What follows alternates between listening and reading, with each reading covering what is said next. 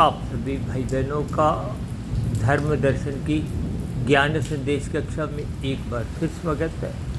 आज की चर्चा रजोगुण को अकेले ना छोड़ने की स्थिति को लेकर करने जा रहे हैं। यानी कि राजसी मनुष्य, संसारी मनुष्य जब बिना धर्म की लगाम से अपने जीवन में अर्थ और काम की दुनिया में ही खोया रहता है, यानी कि राजसी स्थितियों में ही मनुष्य खोया रहता है, भोग विषयों की आसक्ति में ही नाचने लगता है, तो फिर ऐसी स्थितियों में तमोगुण रजोगुण को अपनी ओर घसीट देता है।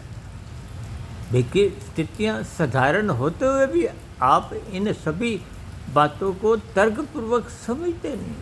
इसलिए गीता में भगवान श्री कृष्ण जी ने कहा है कि 5 विषयों की जो एक घोड़े भागते रहते हैं आपके मन बुद्धि के स्तर पर, उनको बुद्धि की लगाम से नियंत्रण में रखो। इसीलिए वो जो मन है उस लगाम को भगवान श्री कृष्ण जी ने अपने हाथों में रखा है।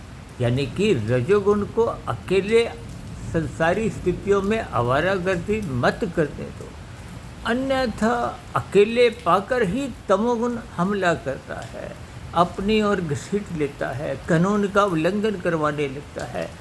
और निषेध पापकर्म कब कितने करवाया जाता है मनुष्य को इसका सत्संग के भाव में बोध नहीं होता। इसलिए मेरी आप सभी भाई बहनों से विनती है, निरंतर रजोगुण को, अपने जीवन को, अपने भोग विषयों को, अपने संसार को कर्म कांडों से, श्रद्धापूर्वक सत्संग से, ब्रह्म मुहूर्त में उठने की स्थितियों में सदा ही इस रजोगुण को मर्यादित रखें, ताकि जीवन कहीं भी किसी भी स्तर पर बिगड़ने न पाए। फिर मिलते हैं एक नए विषय को लेकर, एक नई चर्चा के साथ। तब तक आप सभी भाई बहनों का बहुत बहुत धन्यवाद।